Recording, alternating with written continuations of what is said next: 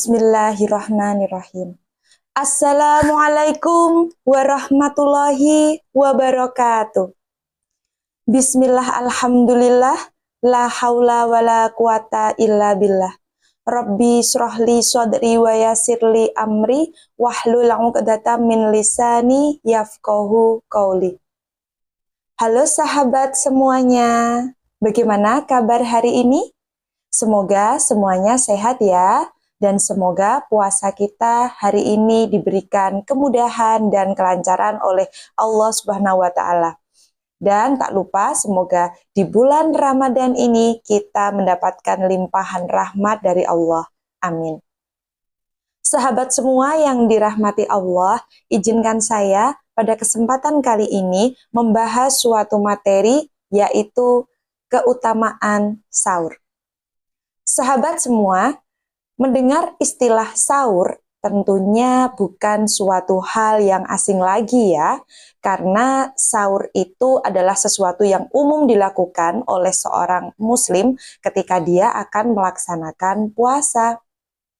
Tetapi sayangnya, layaknya ibadah-ibadah yang lain, ibadah sahur juga memiliki hambatan tersendiri, sehingga kadang sebagian besar dari kita merasa malas dan berat untuk melakukan ibadah sahur.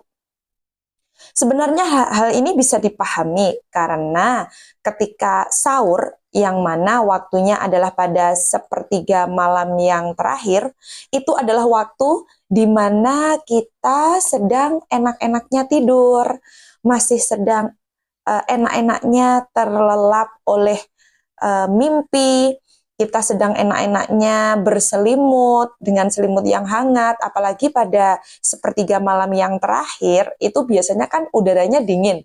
Jadi ketika kita tidur, terus kemudian kita berselimut, itu rasanya sangat nyaman.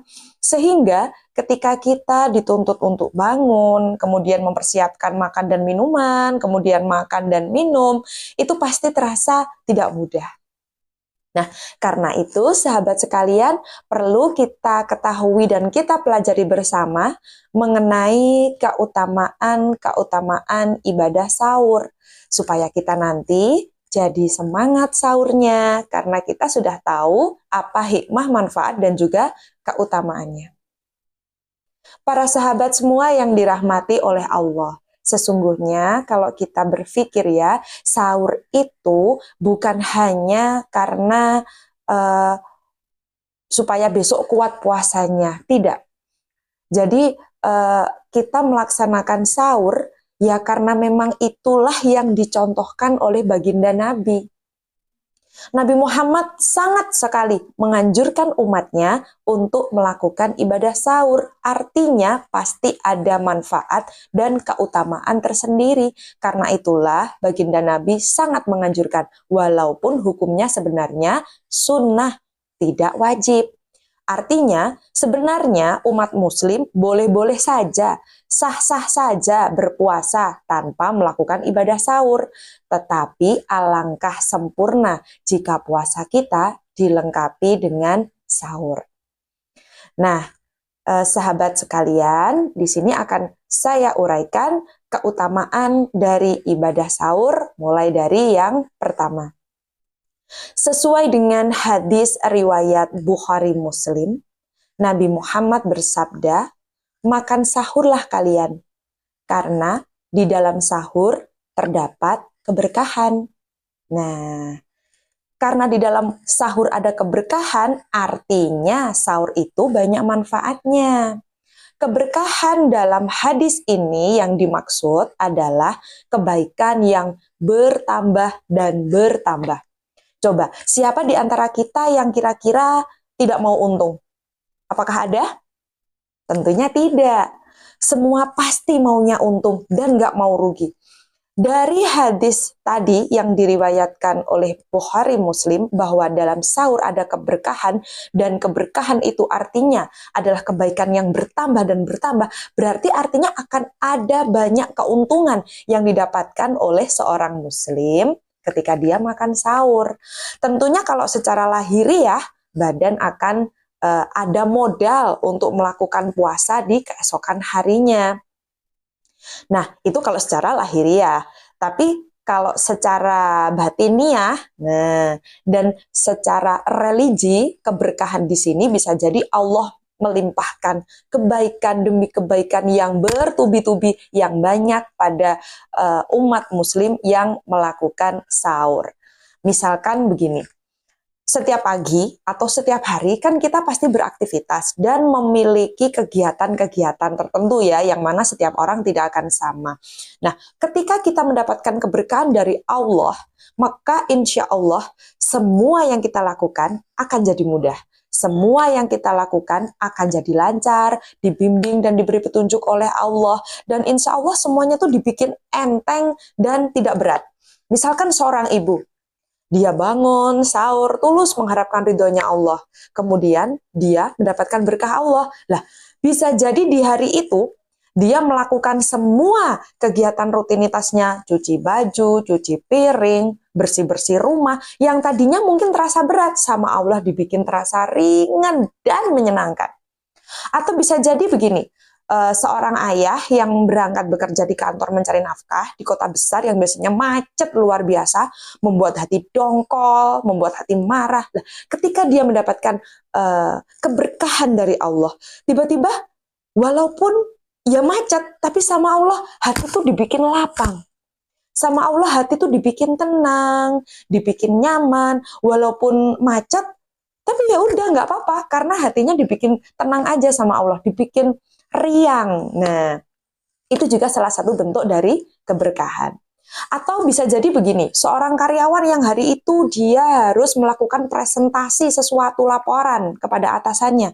Karena dia mendapatkan keberkahan dari Allah, presentasinya lancar, tidak ada hambatan, dia bisa menjelaskan dengan runtut, jelas dan menarik, uraiannya juga lengkap, akhirnya atasannya puas, dia dapat istilahnya apa ya, nilai penghargaan yang tinggi dari atasannya. Itu juga salah satu contoh bentuk keberkahan.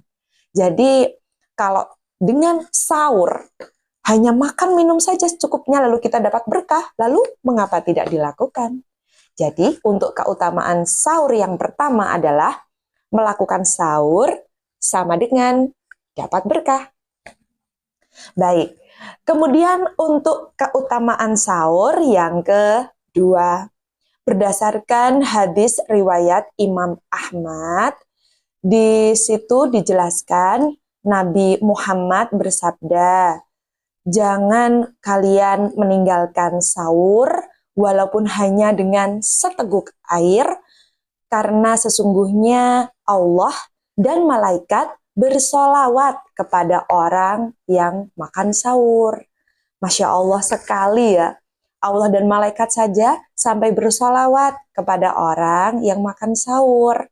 Padahal sholawat itu kan sesuatu yang sangat berharga, tidak bisa dinilai dengan uang. Sholawat yang dimaksud dalam hadis ini adalah Allah memberikan cinta, memberikan kasih sayang, memberikan ridho, memberikan ampunan. Itulah yang dimaksud dengan sholawat dalam hadis ini. Lah, semua itu diberikan kepada seorang hamba, yang mana hamba itu tulus ikhlas melakukan ibadah sahur.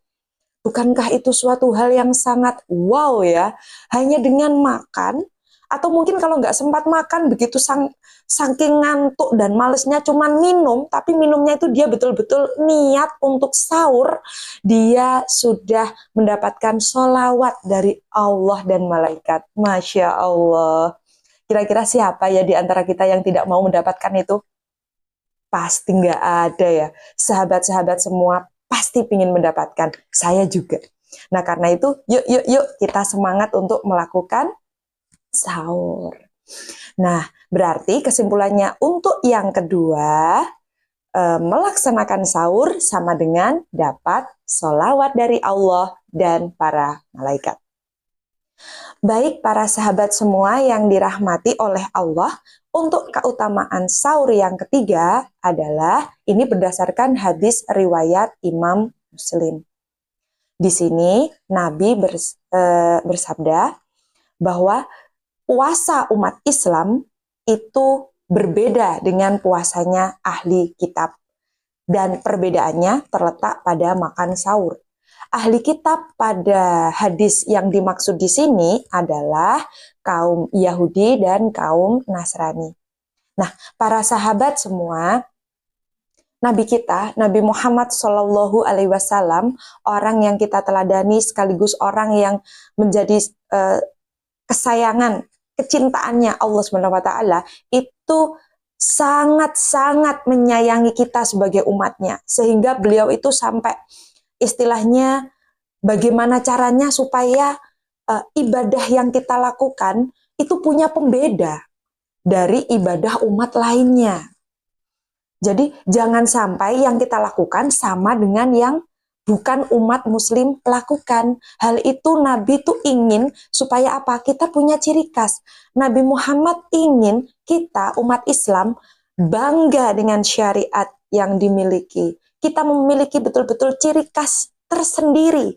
Yang mana kita ketika melakukannya tentunya ada kebanggaan tersendiri.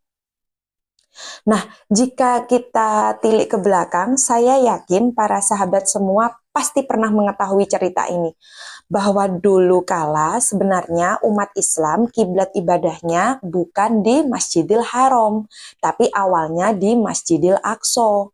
Itu sama dengan arah kiblat ibadahnya kaum Yahudi. Awal-awalnya biasa saja, tapi lama-kelamaan Nabi merasa gusar. Beliau merasa gelisah. Kenapa? Karena ada sebagian kaum Yahudi yang mengolok-ngolok bahwa kok sama aja ya, ternyata kiblat kamu sama kiblat aku tuh sama, terus berarti kita apa bedanya? Jadi salah satu bentuk olokannya itu seperti itu lah. Nabi Muhammad karena sangat sayang dengan umatnya, tentu istilahnya tidak terima kan, merasa gusar, jadi beliau merasa gelisah. Kemudian beliau sering menengadahkan wajahnya ke langit. Beliau berdoa kepada Allah. Beliau memohon petunjuk kepada Allah untuk solusi dari masalah ini. Ya Allah, bagaimana ya kiblat umat muslim itu seharusnya di mana? Baiknya bagaimana? Berikan solusinya. Istilahnya begitu, tapi beliau itu diriwayatkan menengadahkan wajah beliau di langit sembari membatin minta petunjuk kepada Allah. Dan Allah pun menjawab melalui surah Al-Baqarah ayat 142 sampai 145. Di situ yang intinya Allah akhirnya memberikan petunjuk kepada Nabi Muhammad bahwa untuk umat muslim arah kiblat ibadahnya dipindah dari Masjidil Aqsa ke Masjidil Haram. Dan saat itu Nabi begitu antusias, Nabi begitu bersyukur, Nabi begitu senang. Kenapa? Karena pada akhirnya umat Islam punya arah kiblat tersendiri yang ciri khas yang nggak akan dimiliki oleh umat yang lain. Karena satu-satunya umat di dunia ini yang arah kiblatnya itu Masjidil Haram ya hanya umat Islam, umatnya Nabi Muhammad. Lah, seperti itu juga dengan makan sahur. Jadi kenapa makan sahur itu jadi hal yang penting? Karena itu menjadi pembeda. Pembeda antara cara puasa kita umat muslim dengan cara puasa para ahli kitab, yaitu kaum Yahudi dan kaum Nasrani. Jadi teman-teman semua, kalau kita betul-betul mengaku umatnya Nabi, kita pengen Nabi bangga, kita pengen Nabi senang dengan kita pengen Nabi itu tersenyum dengan aktivitas ibadah kita, maka yuk lakukan sahur. Karena Nabi Muhammad betul-betul sangat menganjurkan itu. Bahkan beliau sampai bersabda bahwa pembeda puasa kita dengan mereka, yaitu kaum Yahudi dan Nasrani, adalah terletak dari makan sahur. Nah, berarti kesimpulannya untuk yang ketiga ini, keutamaan sahur adalah melakukan sahur sama dengan puasa kita, caranya beda dari ahli kitab. Kita punya ciri khas tersendiri. Baik teman-teman, itu tadi 3 keutamaan sahur yang bisa saya jelaskan dalam kesempatan kali ini.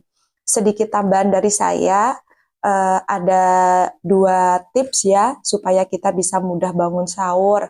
Yang pertama, kalau bisa di bulan Ramadan ini kita tidurnya tidak terlalu malam. Jadi misalkan setelah kita ibadah sholat tarawih, kita masih ingin memperbanyak zikir, atau mungkin memperbanyak membaca Al-Quran, atau mungkin kita menyimak kajian-kajian Islam, tidak masalah. Tapi kalau bisa, tidurnya jangan terlalu malam. Jadi agar kita nanti bisa tidur lebih awal, dengan harapan kita bisa bangun lebih pagi.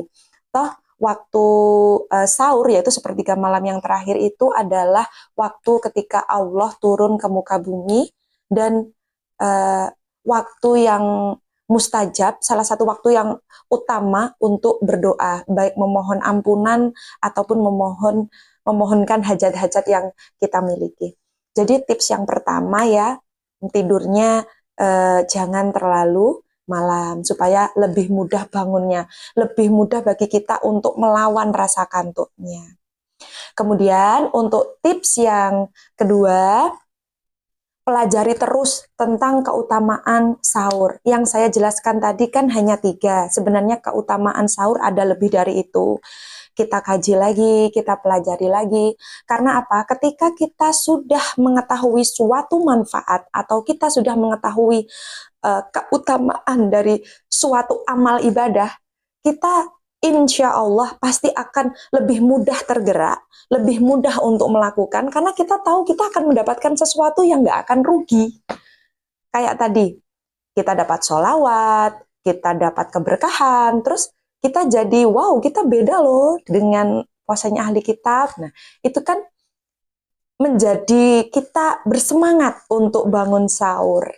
Nah, terus bisa juga ditambah begini, mungkin ada beberapa teman yang menyukai film tertentu atau menyukai musik tertentu. Bisa juga ketika kita bangun sahur, kita sambil nonton film atau drama kesukaan kita, atau kita sambil mendengarkan musik kesukaan kita, atau kalau mungkin para sahabat suka mendengarkan murotal Quran ketika udah jam 3 sambil ngeriyip-ngeriyip gitu, kita menyalakan itu apa namanya, murotal Quran kita. Nah, jadi dengan kita apa ya namanya, kita memiliki rangsangan sesuatu yang kita sukai, kita akan semakin lebih mudah untuk bangun gitu. Itu sekedar tips sedikit tambahan dari saya. Oke, begitu saja para sahabat dari saya. Terima kasih telah menyimak dari awal sampai habis. Jika ada kekurangan, saya mohon maaf. Saya akhiri sampai di sini, dan sampai jumpa pada kesempatan berikutnya. Semangat terus untuk ibadah sahur, semangat terus untuk ibadah puasanya, dan semangat terus untuk melakukan amal-amal ibadah lainnya di bulan Ramadan ini. Semoga Ramadan ini penuh berkah untuk kita semua. Wassalamualaikum warahmatullahi wabarakatuh.